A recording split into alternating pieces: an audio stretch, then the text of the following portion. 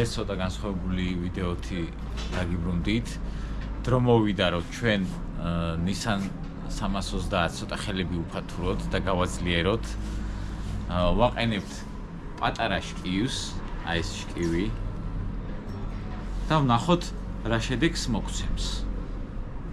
დღეს ვართ გოგასთან ბოქში, ვარ კეთილში, ლოკაციასაც და ნომერსაც დავწერთ აღწერაში, შეგიძლიათ შეეხმიანოთ, ვისაც Nissan Infiniti-ის პატრონები, ვისაც ყავთ 2.5-ები, Skyline-ები, 3.5-ები, 3.7-ები, 3.0-ები, მოკლედ, ვისაც Nissan Infiniti ყავთ, ამ ძრავებზე შეგიძლიათ მოაკითხოთ გოგა ექიმს და უშველის თქვენ მანქანეებს, რა პრობლემაც არის დაგეხმარებათ. სხვათა შორის ბევრმა ამოისუნთქა, როცა გახსნა გოგამ ეს ბოქსი დაიწყო მუშაობა ამ მანქანებზე, ბევრმა ამოისუნთქა და თავის მანქანები რაღაცას დაემსგავსა რა და ბევრს დაეხმარა სწორგზაზე დაყენებაში. თუ კიდე რაღაც გინდათ რომ თქვენი მანქანა უფრო მეტად ააჩქაროთ, უფრო კარგად იაროს, მაგ შემთხვევაში შეგიძლიათ მომართოთ გოგა ექიმს. მე 1-2 სიტყვას გოგას გვეტყვის. თუ რამე გაინტერესებთ კიდე, შეგიძლიათ დასვათ კითხვები კომენტარებში და შემდეგ ვიდეოში გავცემთ ამ კითხვის პასუხს. გამოიწერეთ არხი, დაალაიქეთ ვიდეო და შემდეგში კიდე შემოგთავაზებთ მსგავს ვიდეოებსაც. არა მარტო გაზაობის და დაპირისპირებების ვიდეოს, არამედ მსგავს ტექნიკურ ვიდეოებსაც. რა და თუ რამე ტექნიკური შეკითხვები გექნებათ, შეგიძლიათ დაგისვათ და როგორც შეგვეძლება ჩვენ გიპასუხებთ. ვიწყებთ შკივის დემონტაჟს, კომპრესორზე უნდა შევცვალოთ შკივი. რაღაც ძალები მოგვაყალდა და რაღაცეები შევცვალოთ. საკმაოდ მარტივად არის საქმე, დამჭიმის შკივი არის მოსახსნელი, მოსაშვები უფრო სწორად. რემეს გადავხსნით, უკანა შკივის ვოლტის მოხსნა შეიძლება და გამოდის შკივი პირდაპირ. ახალი შკივით შევცვლით. რემნის შეცვლასაც ფიქრობთ და ავაწყობთ პროცესებს, სადევნებთ თვალე. წავიდა. ანუ გამოვიდა რომ ეს შკივი არის წინა შკივი, ხო? ხო, აი ხა რასაც ეს შკივი უნდა შეიცვალოს რა, ანუ იგივეში ეს და ეს შკივი, ეს და იგივე ზომაა და ზოგადად ეს შკივი ღენდება აი აქ, ამ ადგილას რა. ამ შკივს შევცვლით, ცოტა დაპატარავდება და სადღაც 0.5 ბარიდან გადავდივართ 0.7 ბარზე ამ შკივის შეცვლით. შემდეგ უკვე დავლოგავთ კორექცია რაც იქნება შესაძლებელი, იმ კორექციასაც შევიტანთ. მოკლედ გვიწევს ახლა შკივის შესაცვლელად შემშები ფაითის მოხსნა. სავარაუდოდ შეიძლება კომპრესორის მოხსნა თუ არა ცოტათი როზე გადაწევა ან გადანაცვლება მოგვიწევს. ყველაზე უარეს შემთხვევაში მოხსნა, რომ ეს შკივი გარეთ გამოვიდეს ცოტა ხელს უშლის და იმაზე შრომატევადი საქმე აღმოჩნდა ვიდრე გვეგონა.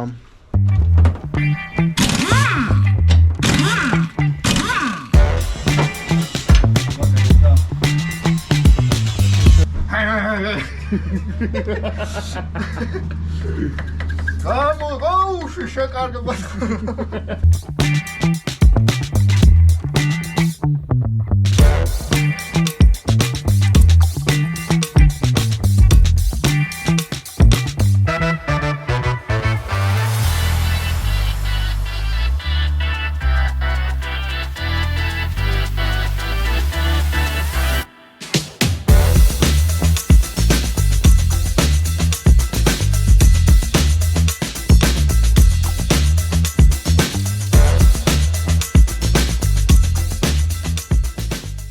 შკივიც გამოვიდა.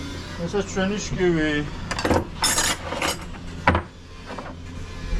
შედარებისთვის თვალნათლივ ჩანს სხვაობა. ანუ უფრო ჩანდეს სხვაობა. ცხელია მოსხელია.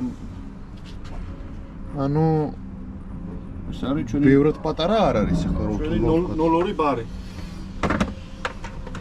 даже ამისაც დაპატარავება შეიძლება და 1 ბარამდე ასვლაც. კი ბატონო. ოღონდ ჯერ დავიწყოთ აქედან, ხო? ჯერ 0.7 ბარზე ამოვწუროთ ჩვენი რესურსები. დავიწყეთ ახალი შკივის ინსტალაცია.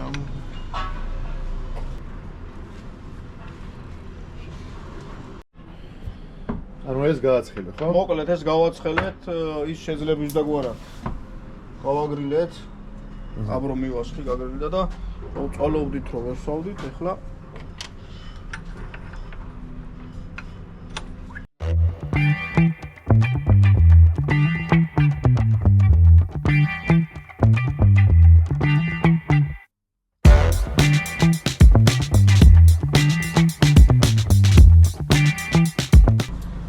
მექანიკა უნდა რა ამას. ყველაზე ნაღდი არის რომ გავამეხანე. ან ეს ჩემ მანქანას დავაყენო. მექანიკა არა, მექანიკა. როგორ? მექანიკა და არა მექანიკა. კაი, მექანიკა გვინდა. მექანიკური გადაცემათა კოლოფი. უნდა ამ მანქანას ეხლა და всё, მეტი არაფერი. MKPP. მაგრამ მე დაიწყება პრობლემები, ცეპლენია, პლიტა, ფერადო, ესა, მახავიკი, შმახავიკი. ამის დედასაც შევეცი რა, ავტომატური კოლოფი, ზეთი შეცვალა, всё, წავიდა. მაგრამ ისე ამ კოლოფს რო ამოუვა რესურსი, ამოიწურება რესურსი, მე შეიძლება მექანიკურ კოლოფზე გადასვლა, მაგრამ მე სლიკები დასჭირდება ამ მანქანას, იმიტომ რომ ვერ მოეჭიდება კარგად. 8 HP რო დააყენო?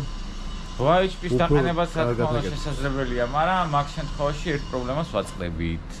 მე გვინდა aftermarket-ი stand-alone, ეგრეთ წოდებული დამოუკიდებელი კომპიუტერი.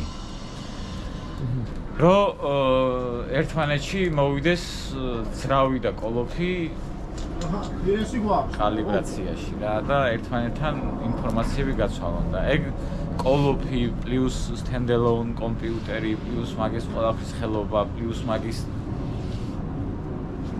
გამართვა, დანასტროიკება და ასე შემდეგ ადის ძალიან ძვირს. ერთი მანქანის ფასი. ერთი მანქანის ფასი არის G35-ის ან G37-ის ფასი არის და მაგას ისევ ჯობია ამით ვიცოდვილოთ რა ავტომატიკით.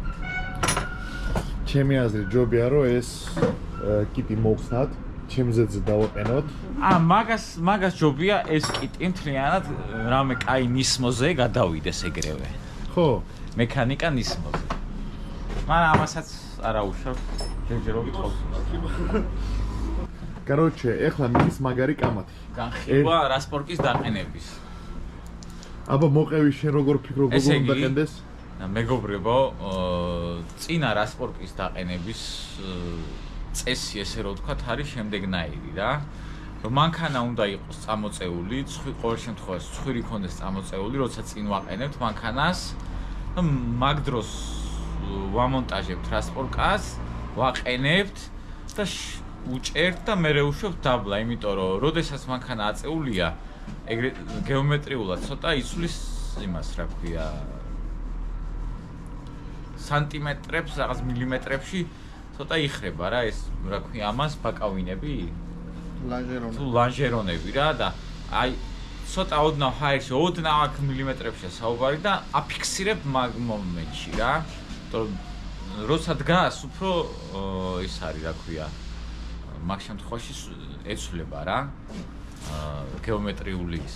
მე ესე ვფიქრობ, ყოველ შემთხვევაში ბევრი ის მოსმენილი მაქვს ძირითადად ტრანსპორტებს იყენებენ სპორტულ იმაში რა, რომ მანქანას მეტი სტაბილიზაცია ქონდეს რა. ანუ კუზოვოს სიმაგრეს აძლევს. კუზოვოს აძლევს, აი ესე ვთქვათ, კორპუსს უფრო სიმყარეს და სიმაგრეს რა და სპორტსმენები ვინც არიან რა, აი დრიფტის ჩემპიონატზე ვინც გამოდიან, time attack-ებზე ვინც გამოდიან, წევრბოლებზე და ასე შემდეგ.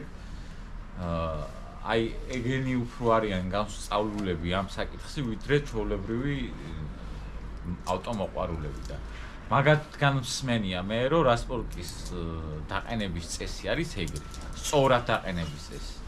აბა გოგა ექიმო რა სიტყვი? მე დიდი გამოცდილება არ მაქვს რასპორკების ამბავში, მაგრამ ჩემი აზრით ჯობია რომ ჩემი სუბიექტური აზრით მგონია რომ რასპორკა უნდა დაყენდეს უკვე ანუ ვერ ვამბობს რომ დანგრადზე უნდა ავწიოთ და მე ვფიქრობ რომ ანუ დამჯდარი როგორც არის და როგორც დგას მანქანა რასპორტით ჩემის აზრით, ჩემი სუბიექტური აზრით მაგ მდგომარეობას ვუმყარებთ მანქანას რასპორტის დაყენებით და ვფიქრობ რომ ანუ დამჯდარი უნდა იყოს საბურავზე, ორივე საბურავზე უნდა იდგეს მანქანა და მაგ შემთხვევაში გადაუჭიროთ რასპორტკა რომ ის კონკრეტული მდგომარეობა დაუფიქსიროთ რა მდგომარეობაშიც არის. თუმცა ეს ჩემი სუბიექტური აზრია და ეს ეხლა ჩვენ ის არა გვაქვს რა ქვია ამწე თორე მაგიტო ვიძახი იმაზე რა ქვია გადაზომავდი იმით დანგრადზე თორე ნუ თუ პადიომნიკი ამწე არის მაგ შემთხვევაში პადიომნიკზე რა და ვინ რას ფიქრობთ ამ თემასთან დაკავშირებით ან რა ინფორმაცია გაქვთ დაწერეთ კომენტარებში რომელსაც უფრო ეთანხმებით ანუ ჩემს 370-ზე არასწორად დამიყენეთ რასპორტკა ვერ გავიგე ჩემს 370-ზე რასპორტკა ვაფშე ეხა ამ შემთხვევაში რადგან ჩემი მანქანა როგორც მე ვფიქრობთ ისე დავაყენოთ ბატონო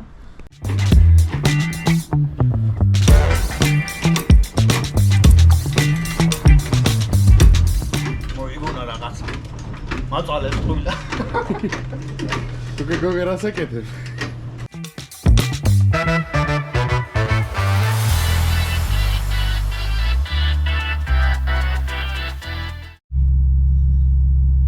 მოკლედ ესე იგი სანამ დავანასტროიკებთ მანქანას იქამდე ამოვიღებთ ლოგებს კიდევ რომ შევადაროთ ძველ ლოგებს რაც აგვაქვს იქამდე ამოღებული ძველ სკიუზე და ახალ სკიუზე ლოგებს შევადარებთ ერთმანეთს სანამ დავანასტროიკებთ რა ლოგებს ამოვიღებთ მესამე სიჩქარეში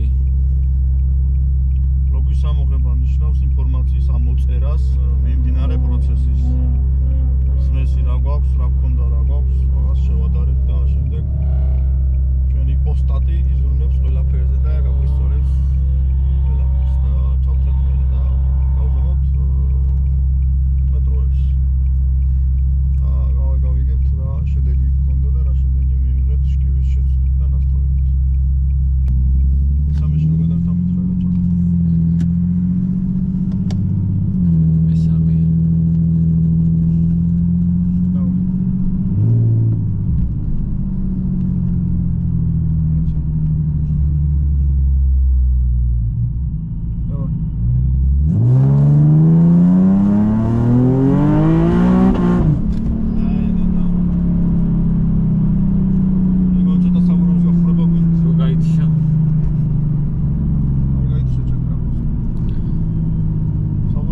ბუქსავთ აი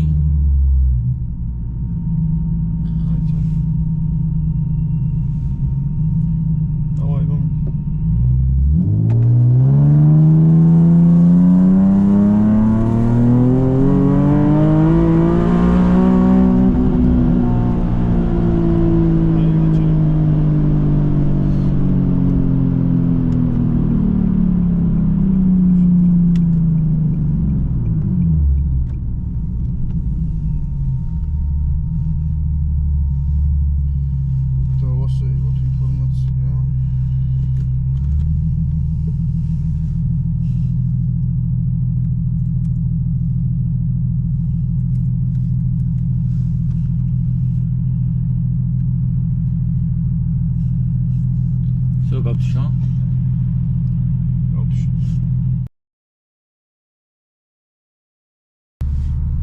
ესე იგი ახლა შევეცდებით გავზომოთ 100-200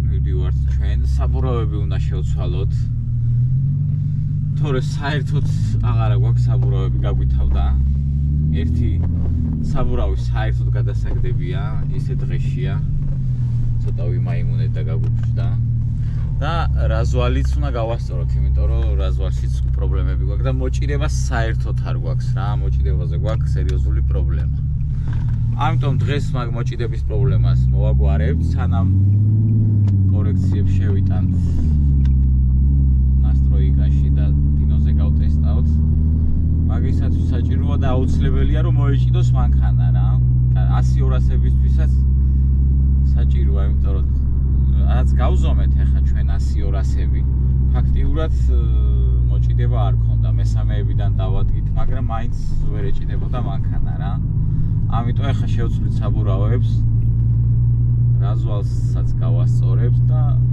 მე დაგიბრუნდებით ისევ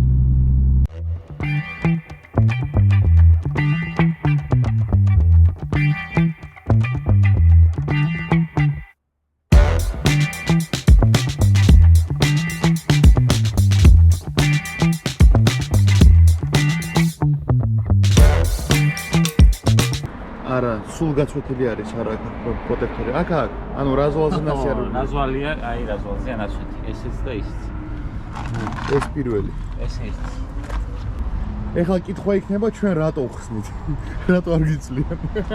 ჩვენ იმიტომ ვშლით რომ მანქანა ვერ შეყავს ბოქსში ძალიან დაბალია და ამ მანქანის არ არის გათვლილი ეს ბოქსი. ზუსტ ჩასასვლელია და მაგიტომ გვიწევს მოხსნა გარეთ. აჰა, ეს მეორე. აი რა დღეშია. არა ბრატ, ეს ამას ვაფშე გაწვეთილი არის. აი აქ ეთყობა რომ რაზვალი გასასწორებელია ქაშკარად. აჰა. ესეც მეორე. ეს ახალი საბურავები. ეს არის ამას მეორადი საბურავები გვაქვს რა. ბიჭო აი ეს ნახე. რა? შეხედე აქ. საბურავის იმას ნახე. უიმე, დანა გააკ? მაგ. აი. ეს საბურავი. საღოლ. აბა ბრატ, რო ამბობ ბერნაუდს გავაკეთებ, გადამიღეო, ეგ არის ბრატ. აი თურმე რატო არ დადიოდა. აი. ხელები.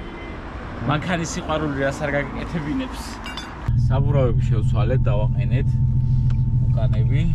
კი ნახავდით რა მდგომარეობაშიც იყო. ერთი განსაკუთრებით. ეხლა წავედით, გავასწოროთ რაზვალი.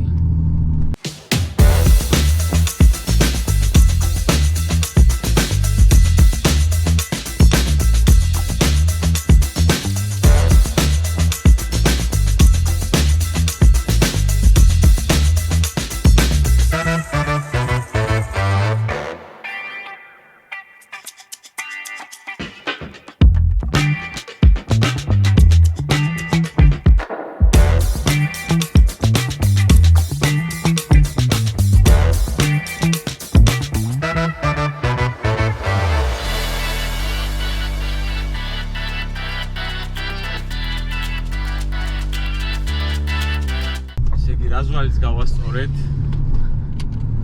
მანქანაზე, მაგრამ მაგრა ვიწვალეთ, ერთი 5 ადგილზე ვიყავით.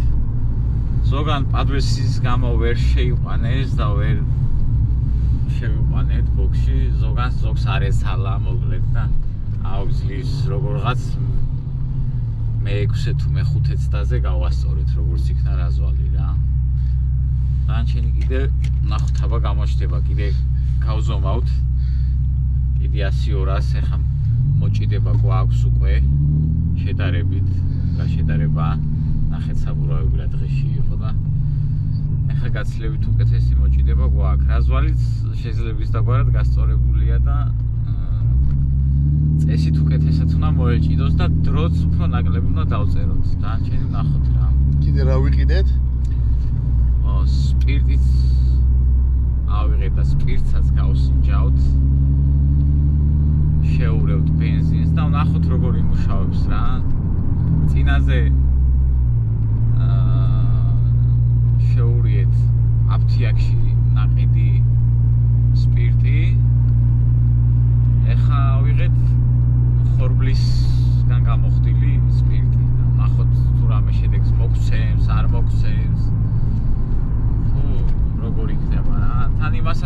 გულისხმობთ აი დეტონაციები როგორ გვექნება ამ სპირტზე რა. ან შესკიდე ერთად ნახავთ რა. ესეც სპირტი 96%-ია. 96%-ია, ან 17%-იანი რა, დაახლოებით. ეს ავტომოყვარულები ამ სპირტს ხმარობენ ხშირად. და სხვადასხვა არა მარტო ავტომოყვარულები რა. ზოგიერთი მანქანა CO-ს რო ვერ გადის და იმას ვერ აჩვენებს. ამას ასხამენ ხოლმე, არ ვიცი შველის თუ არა, მაგრამ იძახიან რომ შველისო. ეგენიც ხმარობენ და ჩვენ ავტომოყვარულები ჩვენ სიმძლავრისთვის ვიყენებთ, რომ ჩვენ საწოლზე ცოტა უჭირს ჩვენ მანქანებს მუშაობა და ვახმარებთ ცოტა სპირტს, რომ უკეთესად იმუშაოს რა. ეგაა და ეგ.